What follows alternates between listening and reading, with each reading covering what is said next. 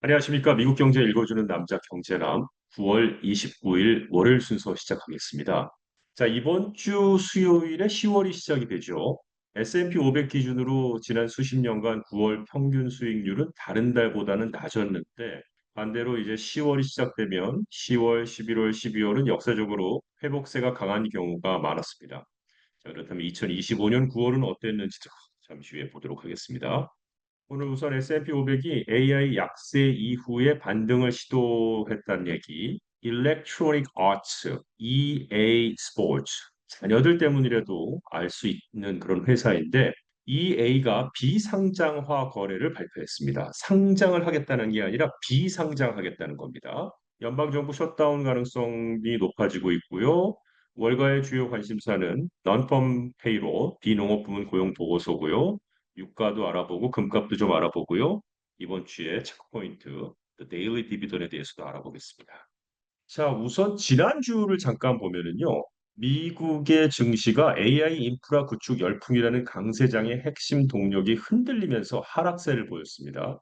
S&P 500이 8월 1일 이후 최악의 주간 성적을 지난주에 냈었고, 나스닥 역시 8월 초 이후 가장 부진한 한 주를 기록했습니다.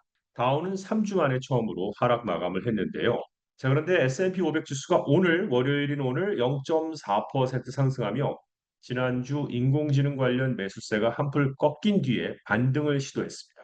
나스닥 종합지수는 0.9%가 올랐고 다우존스 산업평균지수는 보합권에서 거래가 됐습니다. AI 대표주인 엔비디아가 지난주 AI 투자 열기에 대한 회의론이 확산되면서 주가 압박을 받았지만 오늘은 2% 이상 상승했습니다. 자, 근데 일부 트레이더들은 엔비디아하고 오픈 AI 간의 인프라 구축 계획을 뒷받침할 에너지, 여기서 에너지라는 것은 엄청난 양의 전력이 충분한지 의문을 제기하기도 했는데 이게 무슨 얘기냐면요. AI는요. 초고 전력을 소모합니다. 즉 엔비디아 GPU가 수십만 개, 수백만 개가 필요해서 AI를 돌리는데 여기에 전력 소모가 엄청나고 전력 소모량이 폭발적으로 증가한다는 거죠. 그런데 이미 미국 내 전력망은 노후화 문제가 존재하고 있습니다. 그리고 또 재생 에너지로 충분히 공급할 수 있을지 의문이 든다는 겁니다. 그래서 투자 관점에서 보면 전력 문제가 해결되지 않으면 AI의 확장 속도가 느려질 수 있다는 거예요. 즉 그게 무슨 뜻이냐? 다시 말하면 엔비디아와 오픈 AI 성장에 제동이 걸릴 가능성도 존재한다 이거죠. 그래서 이제 저희 같은 사람들은 고객이랑 얘기할 때 AI 인프라 확대는 결국 전력 수요 폭발을 의미합니다. 그래서 유틸리티라든지 원자력이라든지 송배전 인프라 기업도 포트폴리오에 좀 있으면 좋습니다. 라고 조언하면 훨씬 더 프로페셔널한 전략적인 파이낸셜 어드바이저로 보일 수 있지 않을까 그렇게 생각해 봅니다.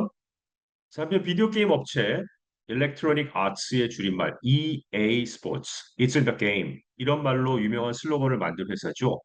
550억 달러 규모의 비상장화 거래 발표 후에 주가가 급등했습니다. 거래 규모 550억 달러 전액 현금 조건인데요. EA 주주는 비상장화가 되면 주당 210달러를 받게 되고요. 주가는 5%가 상승한 겁니다. 자, 앞서 지난 금요일 월스트리트저널이 비상장화 딜이 임박했다고 보도하자 EA 주가가 15% 급등해서 193.35달러에 마감을 했는데 비상장화 한다니까 주가가 올라간 거예요.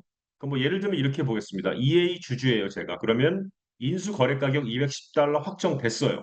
만약에 현재 시장에서 EA 주가가 200달러라고 가정하면 주식을 매수한 뒤에 거래가 완료되면 10달러 차익을 얻을 수 있는 겁니다. 단순 계산으로 하면 200달러에 사서 210달러에 팔면 5%의 차액 수익이 남는 거죠. 꽤 괜찮죠. 근데 이럴 때도 주의할 점이 있다고 하는군요. 인수 합의가 조건부기 때문에 다른 인수 제한이 나오거나 규제 심사 등으로 거래가 취소될 수도 있고 거래가 무산되면 주가 다시 하락할 수 있으니까 망한 거죠. 정리해 보면 거래 가격이 현재 주가보다 크다고 할 때 이런 거를 무위험 차익처럼 보이지만 거래 완료까지 시간도 있고 리스크도 고려해야 한다는 겁니다. 금융 전문가들은 이런 상황을 arbitrage opportunity라고 하지만 리스크 관리는 함께 고려해야 한다는 거죠.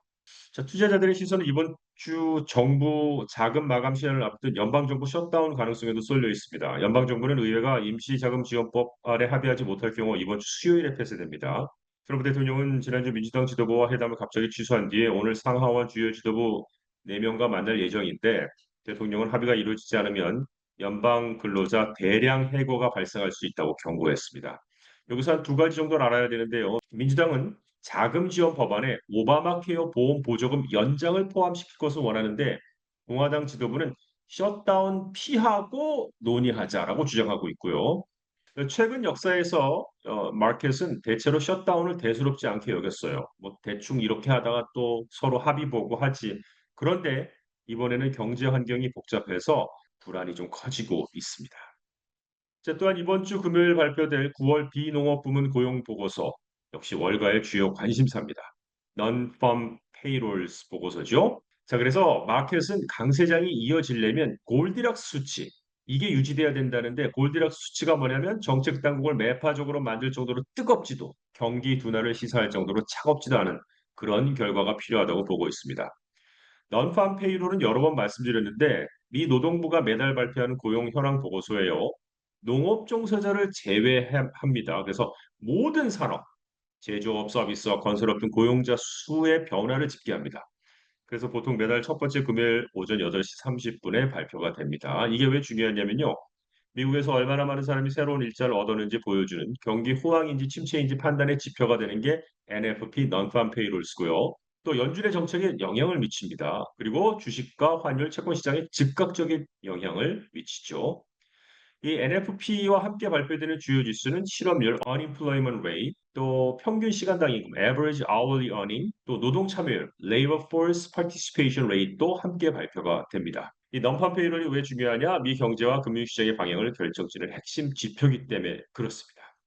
자, 그런데 조금 아까 긴급 발표가 있었네요. 레이버 디파트먼트 노동부에서 정부 셧다운이 수요일에 만약에 된다 그러면 금요일에 발표하기로 한 이 NFP non-farm payrolls 지표는 보고하지 않겠다, 발표하지 않겠다라고 선언을 했습니다. 자, 어쨌든 9월은 증시가 약세를 보이는 경향이 있었는데 2025년 9월 우리가 지금 보내고 있는 9월은 미 증시가 완만한 상승세를 유지하고 있습니다. S&P 500은 이달 들어 3% 이상 올랐고 다우는 1.5% 상승했고 기술주 중심의 나스닥은 5% 이상 레벨을 펼치며 가장 좋은 성과를 보이고 있습니다. 원유가가 조금 하락했습니다. 왜냐하면 이라크 쿠르드 자치 지역이 2년 반 만에 터키로 원유 수출을 재개했기 때문에 그렇습니다. 그리고 오페크 플러스가 11월 추가 원유 생산량 확대 계획을 발표했기 때문에 그렇습니다. 금값이 사상 최고치를 다시 기록했습니다. 아운스당 3,789.39달러를 기록했는데 상승 요인은 달러가 약세를 보이고 있으니까 이럴 때 해외 구매자에게 금 가격이 저렴하게 되는 거죠. 달러를 약세가 되니까. 그러니까 많이 살 수 있고. 미 연준의 금리 인하 기대가 확대되고 있고요. 10월의 금리 인하 확률 90%, 12월의 금리 인하 확률이 65%로 보고 있습니다. 또 안전자산 선호가 심리가 강화되고 있다라는 거. 그다음에 미국 경제 지표를 보니까 PCE 개인 소비 지출 물가 지수가 8월에 조금 올랐습니다.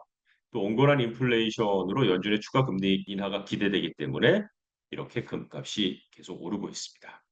이번 주 체크 포인트입니다. 네, 오늘 월요일에는 카니발이 이미 발표했고요. 세계 최대 크루즈 회사죠. 화요일에는 나이키가 발표를 하고 케이스 실러 홈 프라이스 인덱스, 즉 미국 주요 도시의 주택 가격 변화 지표가 내일 있습니다. 발표가. 그다음에 컨슈머 컨피던스도 내일 발표합니다. 그러니까 사람들이 경제를 얼마나 낙관적으로 보는지 이게 소비 지출을 전망하고 경기 판단을 참고합니다. 그다음에 졸트 JOLTS Job Opening and Labor Turnover Survey, 즉 미국 노동부가 발표하는 구인 공속, 신규 고용, 퇴사 등 노동시장 동향을 발표하는 게 내일 있고요. 수요일에는 ADP Employment Survey, 급여하고 인사관리 서비스 회사가 발표를 하고요. 목요일에는 Weekly Job Claim, 매주 발표되는 실업수당 청구 건수가 목요일에 발표되고 금요일에는 말씀드렸던 넘팜 페이롤이 발표됩니다. 미국 경제 읽어주는 남자 경제남을 마칩니다. 좋은 한 주 되십시오. 고맙습니다.